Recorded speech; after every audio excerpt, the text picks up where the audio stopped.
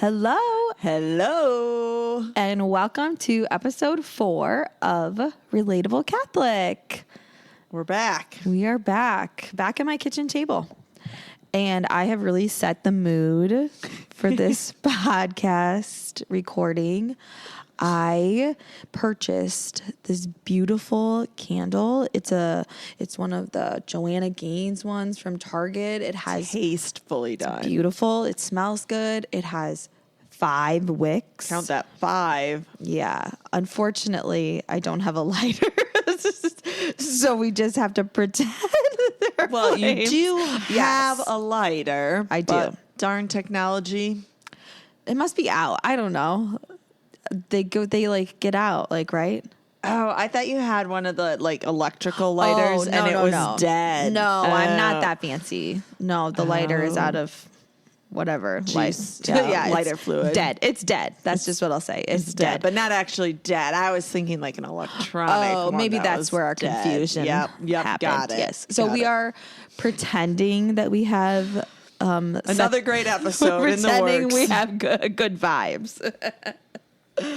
So how have you been? I've been good. It's been busy. Yeah. Busy but good. You will be so proud of me. On my way to school earlier last week, so I like listening to sports podcasts. I like to listen to the Kelsey brothers, and now Kylie Kelsey has her own podcast. So I do a lot of sports podcasts. And I was in the podcast episode where Jason and Travis Kelsey are interviewing Caitlin Clark. Oh, I did watch that one. Okay. And it was just started. They just have finished introductions wherever when I left off. That's when I turned the car back on. She was just getting ready to hop on. And I stopped it. And I put on my rosary in a year. Yep. So it was a little hard, and I had a temptation to maybe I'll start that tomorrow, but I didn't. I stopped my podcast, and I am on episode 5 of Rosary That's awesome. in a year. Yes. And are you loving it or liking it? Or I'm liking what are your it. thoughts? Yes, and I think I'm going to love it because I did accidentally start playing a more recent episode, and I really liked that. And then I realized, oh wait, I'm not on this episode. But I'm learning a lot, and I still did get to go through my Travis and Jason Kelsey and Caitlin Clark podcast. So I did my Rosary one, which was 10, 15 minutes. And okay, this is kind of cool. Near the end of the podcast, on the Rosary podcast, it says and now picture yourself in a prayerful place. Okay, and as I'm driving into, it was Andrew, halfway in between my commute, at the same time it said picture something holy, maybe a cross in your mind. I right there am rolling into town, and there's a beautiful cross with a sunset. I actually tried to take a picture too, but I was like, ooh, I see you there, God. That was kind of cool. That's very cool. Kind of fun. But yes, then after my rosary, I have broken up and listened to the parts of the Kelsey podcast. Yeah. So. That one was a good one. I did watch that one. It was so good. And Caitlin Clark just speaks so... Yes. I'm so proud that she's an Iowa girl. Don't know her at all, but boy... We go way back. Yeah, I'm so proud that she turned out the way that we wanted her to. Yeah, very well We worked really hard. Her dad was a good Catholic, wanted her to go to Notre Dame, but I'm glad we got to keep her here in Iowa. Yeah. But she sounded really good on the podcast, so that was fun listening to that. But yes, I am 5 days into my Rosary podcast, and I'm liking it. Yeah, that's awesome. I didn't listen this morning, but it's been a good morning routine. So yeah, nice. Let us know if anybody else is listening to. I keep saying that. Nobody ever lets us know, but. Yeah, please let us know. That's not true. One person did let me know that they too wipe crumbs off their feet. They don't use their living room carpet. They have a kitchen rug. It's that makes sense. Yes. Walk across your kitchen and maybe rug. that's why I couldn't relate to it, because I don't have carpeting. Yeah. So that's. But I did feel very good about when I read that. I was like, okay, hilarious. I'm not a crazy gross and monster. I did hear from one person that they started to listen to Father Mike Schmidt's homilies. So. Oh, yay. That makes my heart happy. So, yeah, very, very good. So, how's your week been at work? Stressful? It's been good. So I'm in a new position. There's a lot of new learning. So I've been trying really hard to give myself grace because there's so many. There's like for sure 1 million ideas that I have and that I want to do, and it's like almost like little fires popping up everywhere. Like I'm hopping around. So I'm working really hard on not getting overwhelmed and just giving myself that grace and just doing one little thing at a time. And each day, if I can make something just a little bit better, like I'll get it where I would love it to be. Yeah, that's a great, especially since you started in the middle of the school year. Yeah, 2 weeks before Christmas break. Yeah. If there's any teachers out there, maybe a word of advice: don't jump into a brand new job 2 weeks before Christmas break. Yeah. So I think that's a good way to think about it, to just do like little things and then one thing at a time. My team has given, so I have 5 paraprofessionals in my classroom. It was a level 3 special ed. So I have as many adults in there as children, and they have given me lots of grace, and I've just been really open and receptive. So, what about you? Yeah, it was, luckily the week went really fast. I am waiting for a snowstorm and just won't Oh my gosh, I love snow again. I am a big fan of snow now. Actually, except on the weekend, that does me no good. Yeah, but I am 100%. Yeah, I think it's supposed to snow. Like it's the weekend now, and I think it's supposed to snow. I'm 100% back to rooting for snow days again. Crazy how that flipped. And you gifted me your sign that says, "Please snow. I'm a teacher." Yeah. And last year I had to put it away because it was working so well. And I have to get it out. I think get that bad boy out. Yeah, I gotta get it out for both of our sakes. Yeah. And you let me know if you need it back. Yes. But funny. But so yeah, it's been good. It was a long week. Just, like getting back into things. Well, and you have some exciting stuff happening in your classroom. Oh, yes. So this weekend we are the students are receiving their first reconciliation, their first big sacrament of second grade. Woo. Yes. So we have been preparing since I think October was when we started. So this weekend is the weekend. How are they feeling about that? Scared, excited? Yeah, every class is nervous and you do what you can to try and but like I told them the other day, it's nerve-wracking because it's something new, something you've never done before, so you don't really know what to expect. But after you do it, it'll be fine. It will feel so good. I remember being petrified. Still am. But. Yeah, I threw up the morning of my first communion. I was so nervous. Your first communion? My first communion. I was so nervous. Yeah. And that's where my anxiety really began. That's when back in second grade, there were some flags. Yeah, so that's really exciting. There were a couple of kids who made their first communion with their first reconciliation with a different parish before Christmas. So that actually has been really helpful because they're like, oh, it's not bad at all. Perfect. Then I only had to say 3 Hail Marys. They're always like, what was your penance? I love it. That's exciting. Yeah, that'll be a good thing That'll be. Then do you guys go regularly after that, or what's that look like? Well, so the school usually offers one or 2 confessions throughout the school year, usually during Advent and during Lent. Okay. So I don't know. In the past, we kind of change when we do first reconciliation, and it's hard because we have had a lot of priest turnover in our parish. So every priest kind of does it differently. Sure. So I don't know. So we'll You'll see. Find out. My hope is that we can at least go one more time before they receive their first communion. I just think that's I think that will help normalize it and make it less scary. Just kind of like when they're speaking up in front of church, when they do the readings and stuff. I think that's so great that they're getting that public speaking starting at such a young age. It makes it less scary. So yes, I would think the hope would be reconciliation repeatedly at a young age makes it way less scary. And I think that for myself too, like the more I do it, the more it's not that big of a deal. But yeah, so that is where we're headed in second grade. I will share an embarrassing thing that happened. Oh, I like this.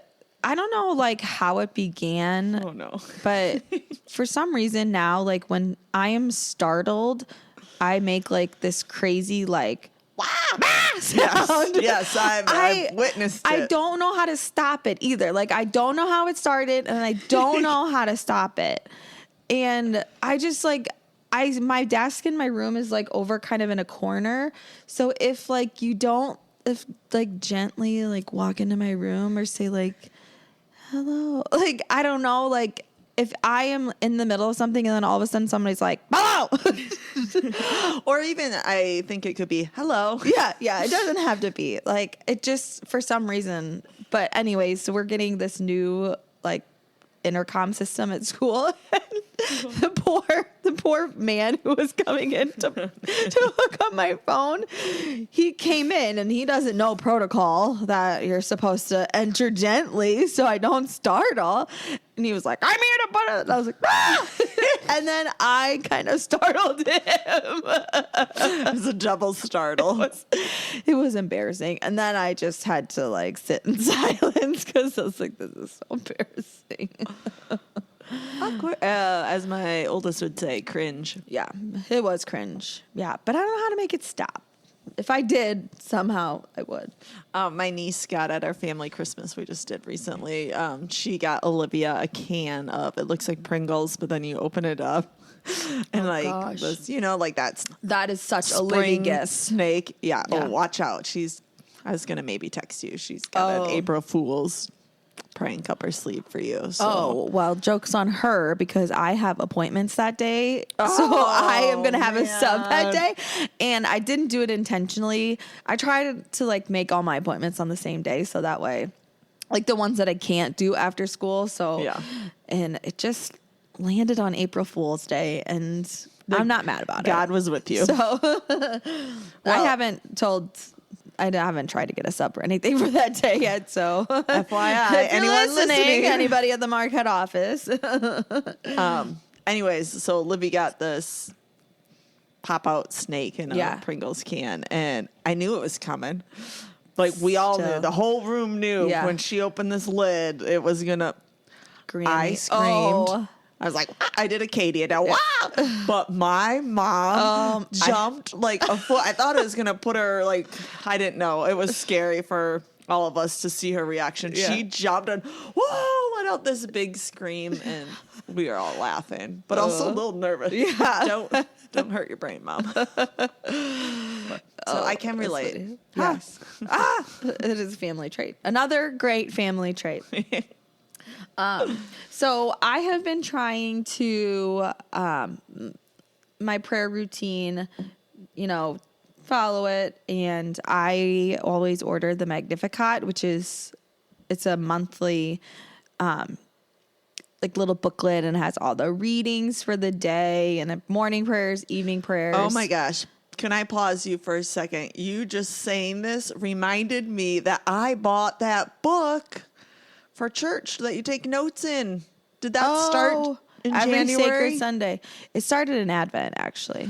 Oh, I've got to find my book back. Yeah, there you go. Okay. Well, anybody else who bought that book through our parish, reminder, get that out now. Yeah. Okay, sorry, continue. Now, I usually get an every Sacred Sunday, but I also get a Magnificat, which also has the readings for the Sunday readings too. So I was trying to save money. And I feel like I was using the Magnificat more than the every Sacred Sunday. But every Sacred Sunday is good too. But if you take it out and remember, if you remember, you own it and bring it to church. Whoops a daisy. But they also have so each month it's just like a book that comes to your house every month. And this month, so every day there's usually a saint who, and this month it's saints who were teachers. So it is perfect. So I was reading about Saint Cassian. I think that's how you say his name. And this is not going where you will expect it to go. So Saint Cassian, I don't know. He was a school teacher in a city that didn't allow Christianity. So he was eventually executed.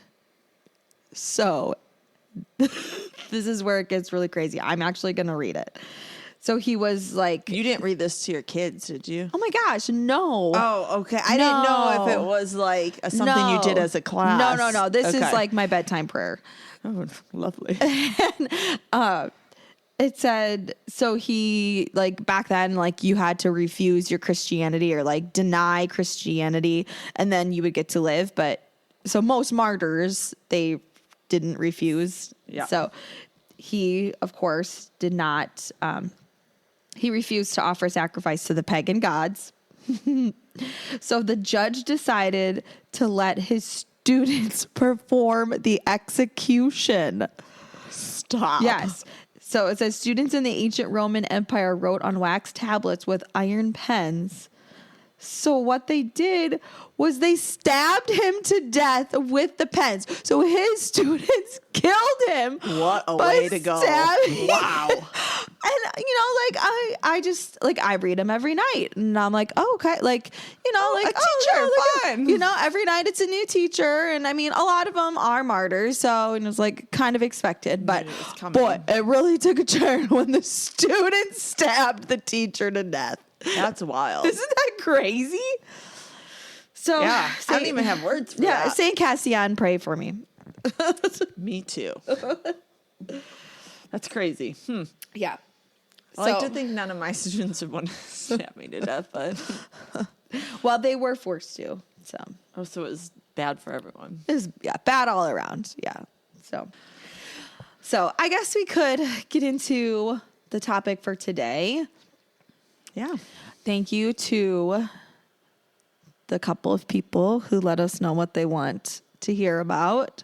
We really want to hear more. Let us know what you want to hear about. Because we don't know. I've been praying all week on what we could talk about and listening. I've been listening so hard and nothing. Yeah. Nothing. Zero. So thank you to our listeners who planted that seed. Then maybe that was just God. Right. Yeah. Planting that seed. Yeah. Yep. Makes sense. So today we are going to talk about spiritual direction, because that was one question that we had about how does one go about getting a spiritual director, and kind of, I guess, what is it too? So in my experience, I also, a few years ago, I really felt like I wanted to make, growing in my faith a priority, and I didn't know where to start. So what I did was I ended up, Father Gross was our parish priest before this, our priest right now. And so I emailed him and just said, well, I asked him to be my, my spiritual director, because most of the time, not most of the time, but a lot of the times it might be a priest that is a spiritual director. And an official spiritual director has to have gone through this training. So it can't just be anybody too. So I emailed Father Gross, and he is a spiritual director to a ton of people. So I kind of figured that he wasn't going to have time to direct me spiritually, because he directs a lot of important priests. He's their spiritual director. So, but he did send me to someone who was a spiritual director. And I will say it wasn't a good fit. And I think that's totally fine. I started it, and it was kind of I don't even really remember what we did. I think we just read the Bible, and she gave me some things that I could look up online, or some things to pray with. And I felt like it was more homework for me. So I stopped going. But I think it's kind of like anything, if it's not the right fit, you just haven't found the right person yet. Yeah. It's kind of That's like a very intimate relationship. So I would assume you kind of have to a little bit trial and error. Right. And I don't like to hurt people's feelings. So that actually brought me a lot of anxiety too. Like, well, I'm just going to have to keep going forever because I don't want to hurt anybody's feelings by saying like, I don't think we're a good match. But so how did you? I don't remember. I have a terrible memory. I think I just like said, like, I just don't feel like it's... Well, and they're probably used to that too. Right. And I think that like they are coming it from the side of like the Holy Spirit too. Like, well, then like this wasn't meant to be. God's like it's plan. what, yeah. So then my friend, she's very holy, very spiritual, not officially a spiritual director. But she said she would take me on. So, we met last year it was like every week, and it was really good. We just like prayed, or we did, like Alexio Divina, where we would pray the Sunday readings, and then we would, think about what would pop out or anything that really resonated with us. And then we read it again, and that was really good. And I liked it. But then things just got super busy, and I think because it wasn't official, it was an easy, like I can't make it tonight. Like, oh, I can't make it tonight. like, you know, and then, so that kind of fizzled away too. But now I don't have a spiritual director right now. I have a counselor, and she's awesome, and she's spiritual. So at the moment she's my pretend spiritual director. So that's my experience with spiritual direction. But I actually had Father Andy's undivided attention for like 20 minutes this week. Oh my gosh. While we were waiting for the kids to come in from recess so he could talk to them about reconciliation. And I couldn't think of anything. He froze up. I have so many questions, but I had all these questions that I was like, oh, that's something I need to ask Father Andy about. Like, oh, I need to ask somebody about that. And I couldn't think of any of them, but I did remember to ask about spiritual direction.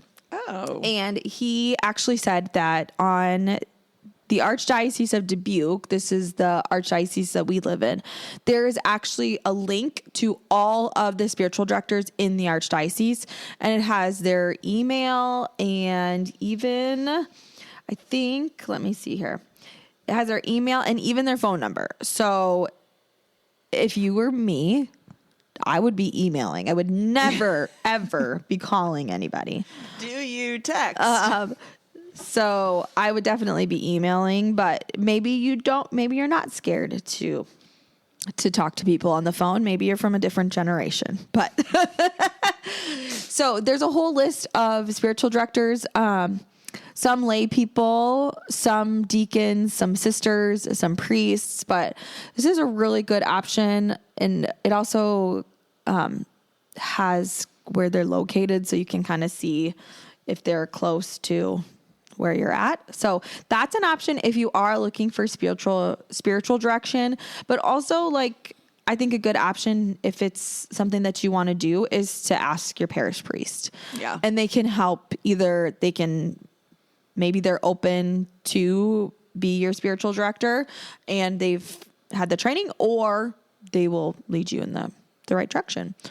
So I think it is something good that sort of like keeps you in check and like growing your faith. And I know your mom has always had a spiritual director. She has, yes. And when she was telling me, I was like, what? I didn't even know it was a thing until more recently. That is a little bit about spiritual direction. If that's something that you think you might want to try out. And I've never had a spiritual director, but I have had the most wonderful counselor in my life for, I don't know when I started going to her. I remember when I called on the way home from school. I finally like broke down. I was like, I need to like talk to someone. Like I had that feeling of like constantly trying to keep my head above water with like just overwhelm and emotions. And I remember I called on the way home from school. I cried and they were so nice. I go to someone at Catholic Charities in Dubuque. She's awesome, but the receptionist was so kind. And yeah, so I think that was God pushing me on the way home to like, just call. And I did it. And I was so scared to call. That was like the biggest challenge was just to be brave enough to like call. I don't know. But now that sounds so silly saying all that out loud. Yeah. But at the time I remember it was like a big deal. Like, oh, I don't want to, I'm fine. And now everybody should have a counselor. Yeah. It's the best thing ever. I like to think of her as my life coach. That sounds like fun too, but she's awesome. She's through Catholic Charities, super, super, super duper prayerful. So that part's nice. We really connect a lot on that. And like when we talk about, you know, issues or concerns, we can make it faith-filled or faith-focused, which is a good fit for me. But she sees a lot of my friends now too, because she's so awesome. Yeah, we might as well say that we have the same counselor. We do. But like I was counting, I have like 6 other friends now that see her, and they all love her too. So yeah, she's the best. I can't do life without my counselor. Yeah, so. I was thinking about that.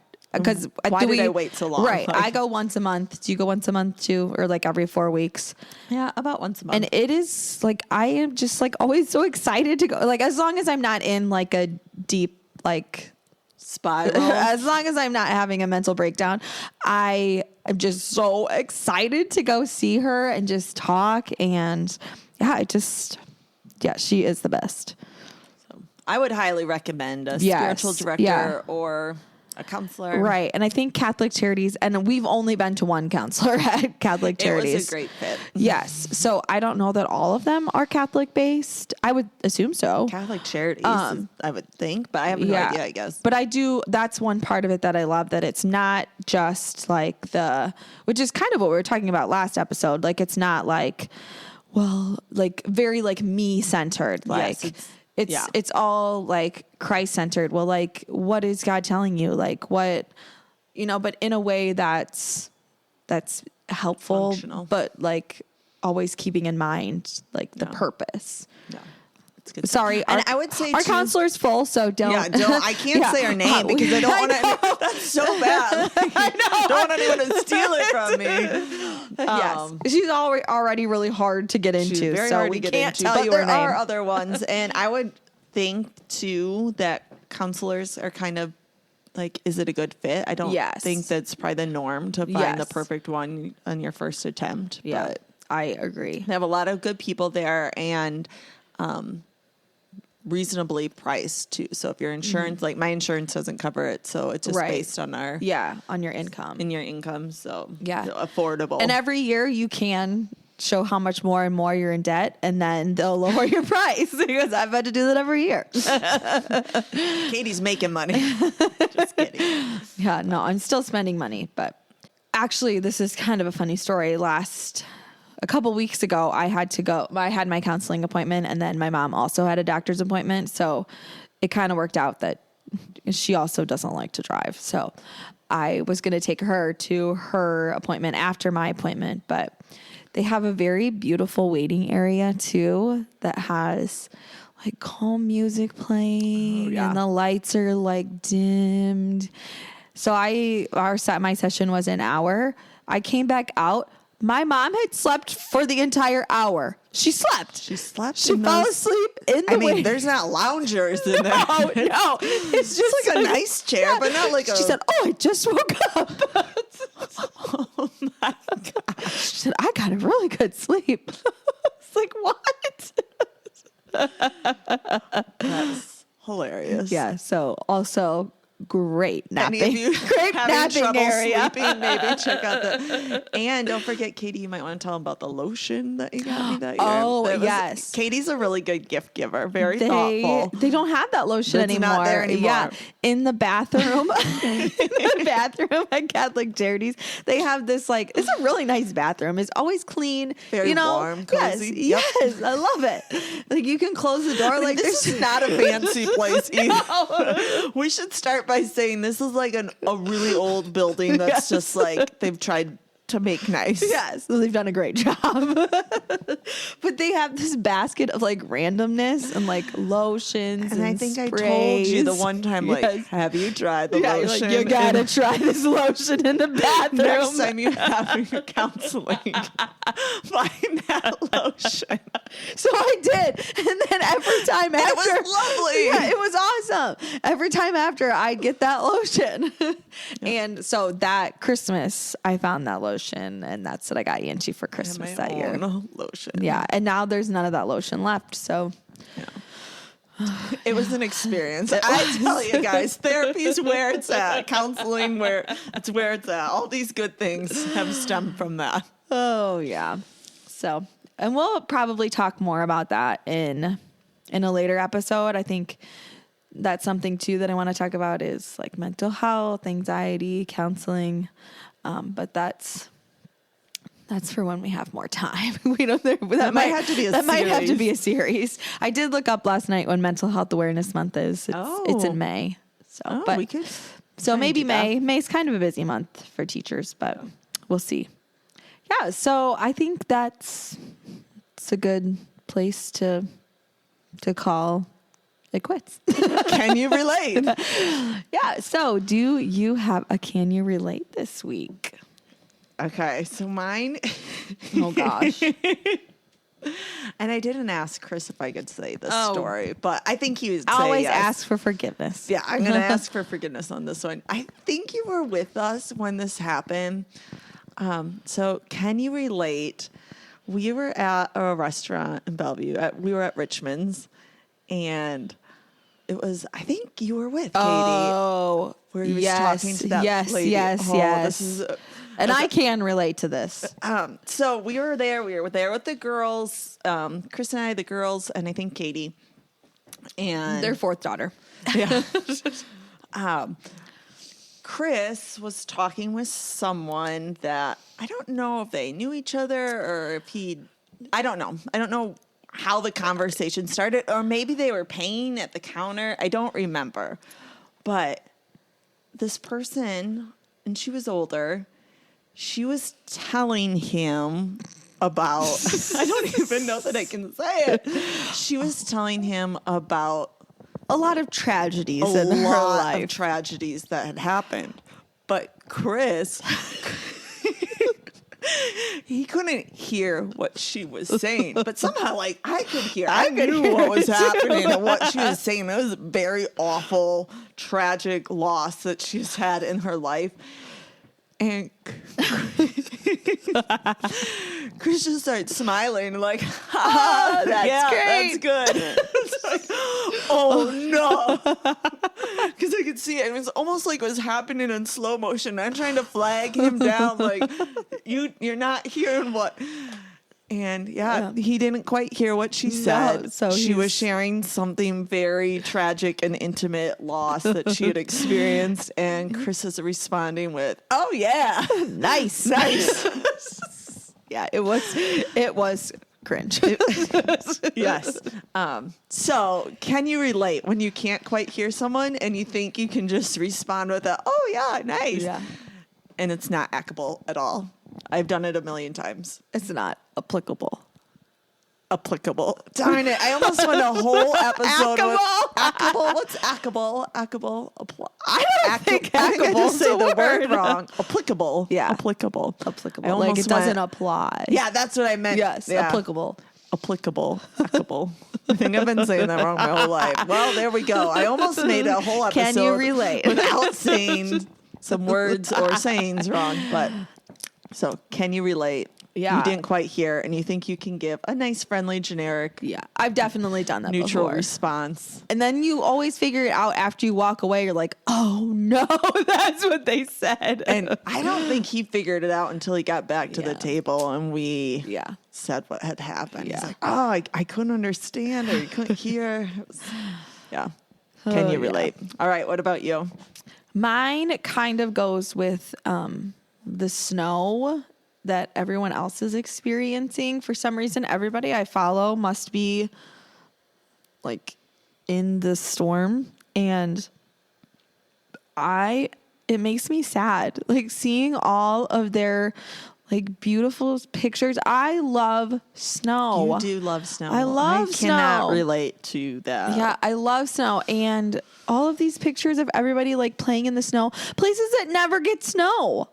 Like Georgia, it's snowing in Georgia and Tennessee, and they have all these beautiful pictures of snow, and there's no snow. I mean, it's so like, they can relate, like, oh, because you're like, sad. can you relate, like being sad that it's snowing in other places? I think zero. Well, I think some people can relate. Yeah, some people like snow, unless it's getting you 2 hours off in the morning. Yeah, can you it also makes me upset that I can't like snow. Everybody gets mad at me when I say I like snow. Like just now. I didn't get mad. Yes, you did. Told you were wrong. I can't relate. I didn't get mad. I said you were wrong. Some people like snow. You know, if you hate it so much, you should move to Florida. Oh. And I'm the mad one. Well, I have been getting constant criticism for my love for snow. I only have one friend who loves snow, and they're wrong too. I'm just kidding. No, we send snow pictures to each other. Oh. But I can't send any snow pictures to her because we barely have any snow. There's a light dusting. Yeah, but you know what that made yesterday at recess? A mess. Yeah, because that's what snow does. Yeah. No, it was mud because there wasn't enough snow. Oh, sorry. So it just made the grass mud. Yeah. Like I had to clean the wall at school yesterday. The wall? Yes, because when they came in, they were taking off their boots. Kicking them off? No, and their hands, their gloves were full of mud. So there was mud smeared all over the wall too. So can you relate? I would like to actually, if anyone can respond on this one, can you relate? You're sad there's no snow. And this could help, like maybe you could have a little support group of all the people. Yes, an emotional support group. A snow lovers. Yeah, and I know like it's not fun to drive in, and I agree. Like I think I would, like if I walk in, shovel. I have a corner lot in my house, and I never complain. That's what my dad. I always tell my dad. I'm joking. That was a joke. Oh my gosh. If you could see her face, she almost jumped over the table. Do you shovel? Joking. No, your husband does everything for you, or your dad. No, I will tell you, last year, the big snowstorm, guess who was gone in, I don't remember who was at for work, but Chris and I had to shovel. Oh, your one little tiny driveway you had to shovel. Huge driveway, yes. Driveways are a lot. A driveway would equate to more sidewalk, probably. I'm going to stop talking because I think she's getting mad at me. Well, I have a corner lot and a driveway, and I don't complain. Oh, do you have to shovel your driveway? Yeah. Unless I have the snowblower going. No. How is your electric shovel? Didn't you get an electric shovel last year? No. I thought you did. No. I mean, I thought they were very cool. Oh, I watched a lot of videos about this whole them. time I've been thinking you had one. No, I have the old-fashioned shovel. Old-fashioned. Only had to shovel once this year. And That's unfortunate. Yeah, because it has to be also, if it's going to snow, it has to be enough snow that you can use the snow blower. Yeah. This like dusting. Leaf blow. Do you have a leaf blower? Yeah, I do, but that's what Chris. That's what Chris yes, uses. that's what somebody else at your house uses. All right, we better stop. I think that's a wrap. We better stop. We'll stop while we're still friends. Yeah, thanks for listening. We're praying and rooting for you, and we hope you have a wonderful week. Thank you for listening. Bye.